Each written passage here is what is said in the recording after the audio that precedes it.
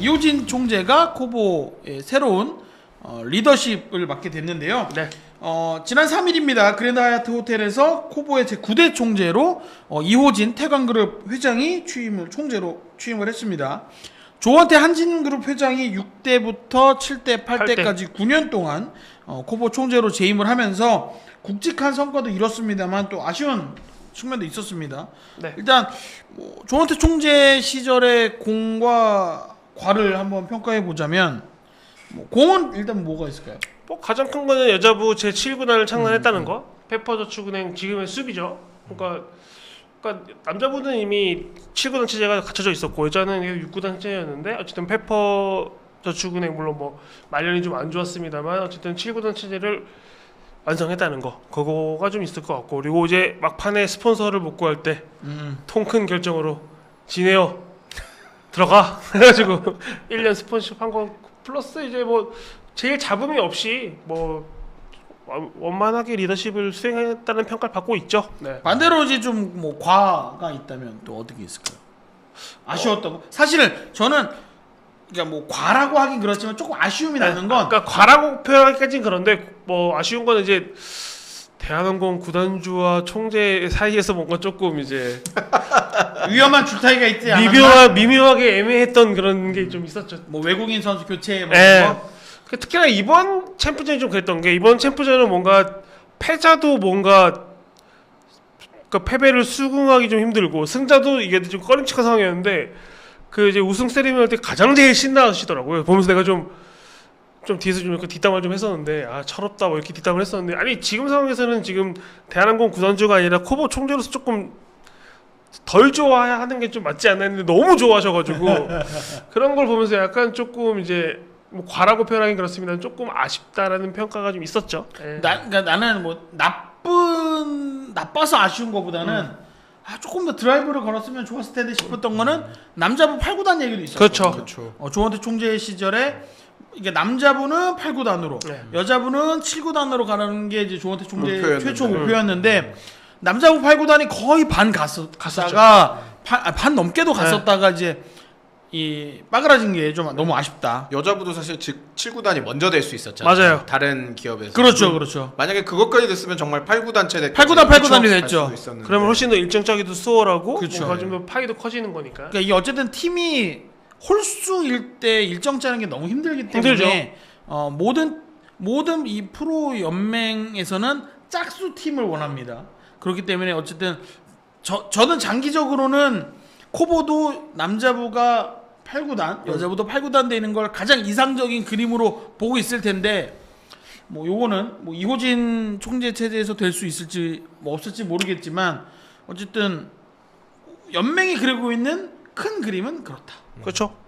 저는 뭐 공과라고 하긴 그렇고 어쨌든 우리 연맹이 사실 중재자 역할과 이제 좀 로드맵을 설계하는 설계자 역할 두 가지를 해야 되는데 중재자 역할에 너무 좀 많이 할애를 했던 것 같아요. 그러니까 저희가 여러 번 말씀드렸지만 모든 구단들이 원하지 않는 제도 변경이나 개혁이 없었거든요. 좀 이번에 뭐 좀 이따 얘기를 하겠지만 이호진 총재가 2군 리그를 만들겠다는 얘기를 했잖아요. 좀 그런 선도적인 좀 총재가 되어줬으면 하는 그런 바람이 그러니까 있습니다. 좀 끌고 나갈 수 있는. 그러니까 몇 구단들이 좀 반대를 하더라도 좀 리더십으로 좀 강행할 때 좀 강행할 수 있는. 욕먹을 각오를 하고. 네, 치즈직에서 익명의 후원자님께서 이번 챔프전 이야기가 생각나는데 조원태 전 총재의 최측근인 신문철 전 사무총장이 현대 관계자에게 고성과 방어를 했다는 이야기를 듣고 정떨어졌는데 새 체제는 부디 이런 일이 없길 바랍니다. 라고 남겨주셨습니다. 그러니까 뭐 아무래도 이제 이 신문철 사무총장도 한진그룹에서 온 인사다 보니까 아무래도 저런 이야기들이 좀 이제 돌았던 것 같습니다. 한진그룹 홍보맨으로 쭉 하셨던 분이잖아요. 한진그룹 제일 힘들 때 홍보하시면서 고생 많이 하셨던 분이고 사무총장도 되게 원만하게 잘 하셨는데 신문철 총장은 이제 에피소드가 있는 게 코로나 시절에 사무총장 오셔가지고 그런 얘기를 하셨대요. 나 퇴임하기 전에 관중석에 관중 있는 모습 한번 보고 싶다. 그런 얘기를 하셨는데 어쨌든 힘든 코로나 시기를 어쨌든 견디고 어쨌든 신문철 총장도 조원태 총재의 세 번째 임기도 같이 한 총장이잖아요. 그때 이제 관중들 들어온 거 보고 되게 감격했다라는 에피소드가 뭐 그런 것도 있어요. 난 개인적으로 좀 기억에 남더라고. 코보가 좀 이렇게 비판을 받을 때 나 땅콩 회항도 버틴 사람이야. 그런 것도 있고. 맞습니다. 저는 개인적으로 지금 저희가 이제 뭐 조원태 총재는 이제 얘기 넘기고 네. 이호진 총재 얘기를 좀 하자면 뭐 저도 이제 현장에 있었습니다만 가장 인상 깊었던 게 저도 제목에 뽑았지만 이군 리그는 나의 꿈이라는 얘기를 하셨어요. 그래서 그게 저뿐만 아니라 현장에 있는 모두가 아마 그러니까 너무 강력하게 이렇게 딱 제목 뽑기 좋은 멘트를 주셔가지고 딱 그걸 저도 물었는데 너무나 강력하게 본인이 메시지를 전달한 거예요. 근데 많은 분들이 이제 걱정하시는 게 아니 지금도 선수가 없는데 어떻게 이군을 하느냐, 어떻게 8구단을 할 것이냐라고 이제 걱정들을 이제 댓글창에 많이 해주시는데 그러기 때문에 더 이군에 대한 그렇죠. 로드맵을 강력하게 드라이브를 걸려고 하는 게 지금 이호진 총재의 생각인 것 같아요. 제가 뭐 총재도 그렇고 사무총장도 그렇고 좀 이야기를 좀 해보면 어쨌든 총재 그런 얘기를 하더라고요. 총재는 한다면 해요. 이런 얘기를 하더라고요. 그럼요. 그래서 뭔가 그 얘기를 듣고 진짜로 하실 생각인가 보다라는 딱 생각을 할 수 있었고 그리고 이게 정확하게 뭐 클럽 시스템이 잘 갖춰져 있는 건 축구잖아요. 네. 축구는 보면 중학교, 고등학교, 클럽까지 이렇게 U15, 뭐 U18, 네. 그다음에 성인까지 이렇게 딱 탁탁탁 계단식으로 되어 있는데 흥국은 지금 그게 되어 있습니다. 그렇죠. 세화여중, 세화여고, 흥국생명까지. 근데 그렇다고 해서 세화에서 제일 잘한 애를 흥국이 뽑을 수 있는 건 아니잖아요. 그지. 그래서 이호진 총재는 우리 팀, 그러니까 흥국만이 아니라 나머지 14개 팀들도 그런 클럽 시스템을 가졌으면 좋겠다라는 목표가 있대요. 그래서 그렇게 되다 보면 어쨌든 각 팀 지금의 뭐 신인 드래프트나 이런 거는 좀 없어질 수는 있겠지만 각 팀들이 각자의 입맛에 맞는 선수를 육성해내다 보면 지금처럼 약간 우리가 항상 걱정하잖아요. 천편일률적인 선수단, 그러니까 모든 중학교 팀들이 모든 고등학교 팀들이 똑같은 배구만 하고 있다 하는데 이제 조금 다른 배구들을 하는 팀들이 생겨나면서 더 다양한 선수들이 나올 수 있지 않을까? 그러니까, 그런 기대감은 좀 생기더라고요. 그러니까 태강그룹처럼 뭔가 산하 재단에 뭔가 중고등학교를 소유하고 있는 팀들은 그게 가능한데 아닌 팀들은 그럼 어떻게 뭐 K리그를 벤치마킹하면 되죠. 학교를 연결할 수 있는 네. 하는데 그러면 결국 또 나오는 얘기가 이 학교가 뭐 역사도 좀 있고 좀 인프라가 잘 돼 있으면 우리는 이 학교를 하고 싶은데 그 또 경쟁이 몰릴 거잖아. 근데 이건 K리그는 그래서 그걸 어떻게 하느냐? 워낙에 기존에 잘 되던 학교는 건드리지 않아요. 그냥 내가 연고지가 예를 들어서 천안이야. 그럼 천안에 그냥 고등학교를 만들어요. 천안에 아예 있는 학교에 주를 배구부를 만드는 거죠. 만들어. 그래서 U12, U15, U18. 그래서 거기 우리가 집중적인 투자를 그러니까 해서 기존에 있는 팀을 가지는 게 아니고 그대로 두고. 그러니까 제일 좋은 건 그렇게 나누는 거지만. 근데 그러면 학원 스포츠에서도 야 우리가 왜? 그렇지. 야 우리한테 선택권 안 줘? 그렇지. 라고 할 수도 있고 반발이 생기니 그런 식으로 이제 약간 나눌 수 있다는 거죠. 그리고 제가 요건 좀 취재를 해봤는데 이미 야구나 축구 같은 경우는 클럽이랑 그러니까 농구도 마찬가지고 클럽이랑 학원 스포츠랑 그냥 통합 대회를 하잖아요. 그렇죠. 이미 클럽 팀들이 대회에 나오잖아요. 그쵸. 사실. 뭐 물론 팀이 많다, 뭐 선수가 많아서 가능하다라는 차이는 있을 수 있으나 배구도 이제는 조금 그런 쪽에 전향적으로 좀 생각을 바꿔야 되는 거 아닌가? 좀 머리를 많이 좀 굴려봐야 될 것 같은 게 그렇게 해서 뭔가 예를 들어서 현대캐피탈 예를 들어서 천안에다가 남자 배구팀 하나 만든다. 그렇죠. 그렇게 되면은 또 현대캐피탈이 또 되게 투자를 많이 하는 팀이니까 또 거기에 또 이번에 쫙 몰리면 그렇죠, 그럴 수 있는 거죠. 그렇게 되면 또 원래 잘하던 명문고에 가는 친구들이 거리로 몰리면 또 그러니까 원래는 명문이었는데 원래 잘한다는 이유로 좀 배제됐던 팀들이 또 야 우리도 못 살겠다 이렇게 돼버릴 수도 있으니까. 그러니까 지금 뭐 CG에서 익명의 후원자님께서 K리그는 뭐 수원 삼성이 메탄고, 뭐 포항 스틸러스가 포항제철고, 뭐 울산 현대 HD가 현대고 같은 것처럼 시스템을 맞습니다. 딱 정확하게 저거고요.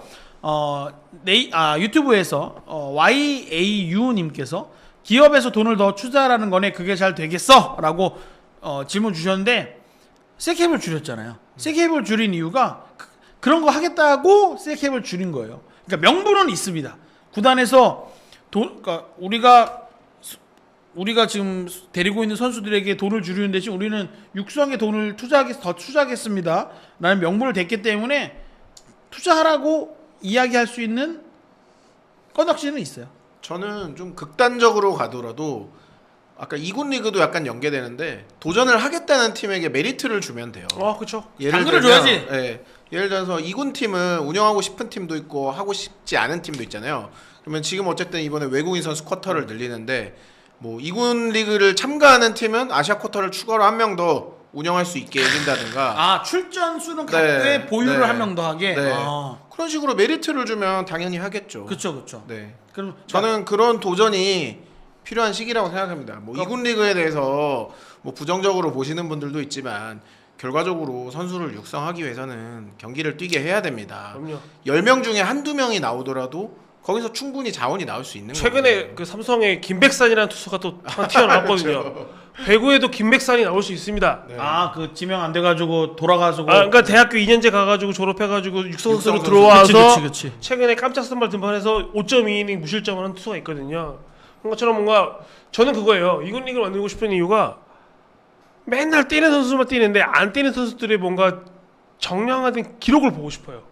이 친구들이 같은 레벨에서 뛰었을 때 어느 정도로 할 수 있는지를 볼 수 있으면 좋겠는데 지금 볼 수 있는 게 없잖아요. 그리고 요번에 새로 오신 사무총장이 이 태강그룹 산하에 있던 방송사 티키스트 대표 출신이라서 콘텐츠 제작의 전문가래요. 원래 기자하고 PD 출신이니까. 그래서 이건 총재가 직접 얘기한 거야.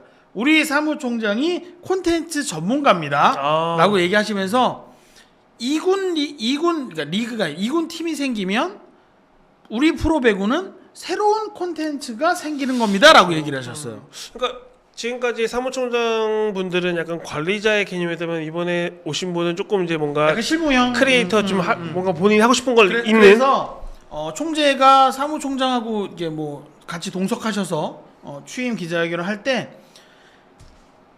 컨텐츠라는 그러니까 배구가 지금보다 더 많은 컨텐츠를 만들어서 팬들을 확보해야 된다라는 얘기를 몇 번 하셨던 것 같아요. 그래서 저는 이게 단순히 그냥 말만 하려는 게 아니라 어쨌든 열매를 맺지 못하더라도 씨를 뿌려서 물을 주어서 싹을 틀 수는 있겠구나라는 생각이 들었어요. 그러니까 이게 약간 이호진 총재, 그러니까 다들 생각하실 때 뭐 솔직하게 말하면 좀 불안했던 건 사실이에요.